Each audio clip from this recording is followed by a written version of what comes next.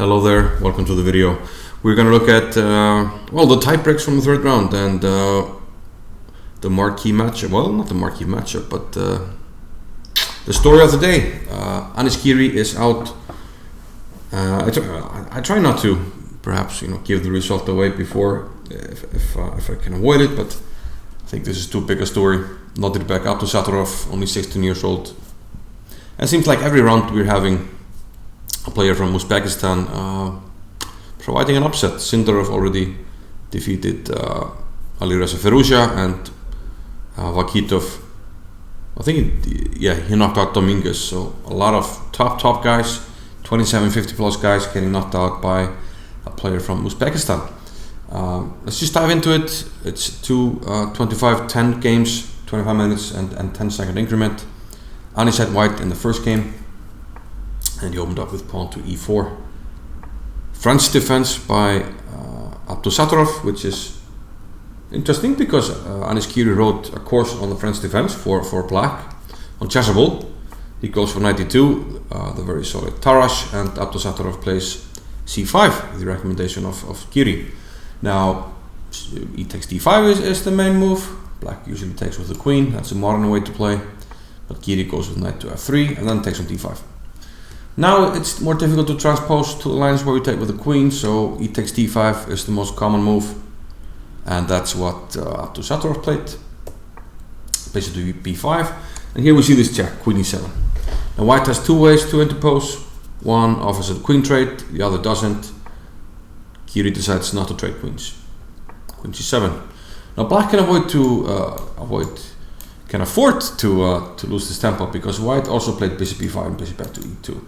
So we don't mind playing two moves because we also have to get this bishop out. So that explains that move. D takes c5, bishop takes c5. In general, we'd like to take on c5 when black has made the move already, so he kind of loses the tempo. But here we have pressure on d5. But as you can see from the clock, Anish pretty quickly played castles.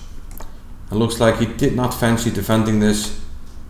I mean, black gets, let's say we go back and try to be solid, but black gets a lot of moves here. We see the bishop and the queen are nicely played, knight g4 is in the air. I don't think you fancy facing this in a rapid game, and Anish didn't, and he castled. Now on with development, knight to d4.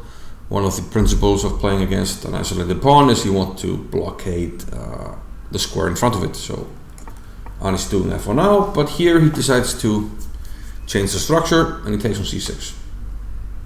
Black fortifies the center, and we have a trade of dark squared bishops. And I guess Anish thought that was a little bit of an accomplishment. Get some weak squares to play around with, a5 and c5. But we can't occupy them for now. And black plays very actively here. Reminds me of many endgames that Magnus Carlsen plays. Every move now is coming with a threat. So rook b8, pawn b2 is under attack. Anish blocks, bishop f5, so pawn c2 is under attack. White defends, a5, threatening a4 and the b2 pawn. So white defends, a4, threat on the knight. Power chess. Okay, now we have to spend the move to defend the pawn. But at the bishop d3, we're back at it, rook a5, hitting the knight on c5. Now here, the knight doesn't really have a square, so we have a trade. And black has I think a pleasant choice. Computer rates the endgames about equal. You can take on c5, but Abdusattorov decided to take on f5. We have knight d7, rook e8, and this should be around equal. I mean, white has the better structure, but black has a lot of activity. White plays c4, trying to put a hole in black's structure, but the pawn sits pretty on d4, and white decides to get the option of creating a pass pawn for himself here. He plays b4, and we have a trade. But black is coming in, rook a2, and he doubles on the second. Pressure on f2 again. He's playing these powerful moves. Every move is coming with a threat. Knight back to d3. So protecting f2, blocking the d4 pawn, and perhaps having ideas of pushing your own pawn at some stage. But will you get the time? The knight comes to d6, and Anish opts for going for the rook trade. The knight was coming to e4, And I guess we kind of had to do something about it. Knight e4, and we have a trade. Rook e1 and f5 now. Still should be around equal, but here Anish, perhaps trying to get water out of a stone, he goes for g4, and this is probably too much. He's trying to undermine the knight, but knight g5. We're threatening knight f3, so white doesn't have time to take this pawn. He has to deal with the threat. And now we take the pawn on g4.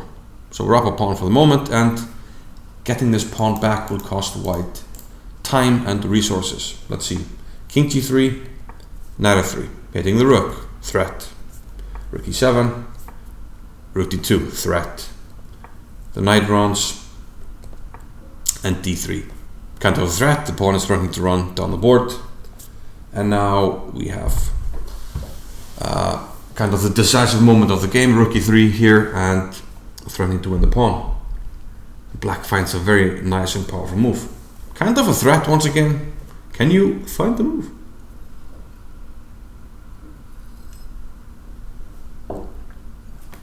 As I take a sip of the best water in the world, Icelandic water. Abdusattorov played h5. Fantastic move. Now the idea of this move is that after knight takes h5 as played in the game, we have time to push the d pawn forward. But why can't we take the pawn on d3? Well, that's one of the ideas of the h5 move. Very powerful move, and after h4 the king is boxed in. Now if we take on g4, knight e5 check. Okay, we can have a look at that. That's going to win the rook. And if king g2, we come from the other side, knight to e1. So actually going a bit back, I should have mentioned that knight c5 was perhaps the stronger option for this reason, just to give the king the f4 square if needed. If we take with the knight, and this is probably the key variation, and might be what Anish missed here. Knight d4 is a super move. Now if you move the knight, knight f5, and I pick up your exchange here. So what can you do? Let's try king f4. What to do? Now knight c2. We're just trying to undermine this knight. The rook has to keep an eye on the knight, so it can only go here. But then h4. The reason why h5 works. Beautiful variation. This guy is lost and black wins the game. So for these reasons, Anish tried to take the pawn, knight takes h5. But now rook d1, the pawn is becoming too dangerous. And Abdusattorov doesn't make a mistake here, king takes d4. First he takes care of the knight with check, king f4. Can't go here because of the check, d2. And now white is simply too late, knight f1 protects the pawn. And next move we can move the rook, and then queen the pawn. Game over. Abdusattorov wins with the black pieces, which set him up pretty nicely, and he managed to hold the second round of the game where he had the white pieces, and Anish is out of the World Cup. So it looks like Magnus Carlsen is getting a clear path. We can add that Nodirbek was also knocked out by Haik Martirosyan, who lost sensationally to an international master from Zambia in the earlier rounds, but managed to recover in the tiebreaks, and now he knocked out Nodirbek. So anything can happen. Hope you liked the video. As always, I appreciate if you can leave a thumbs up or comments, and I'll see you in the next one, guys. Bye bye.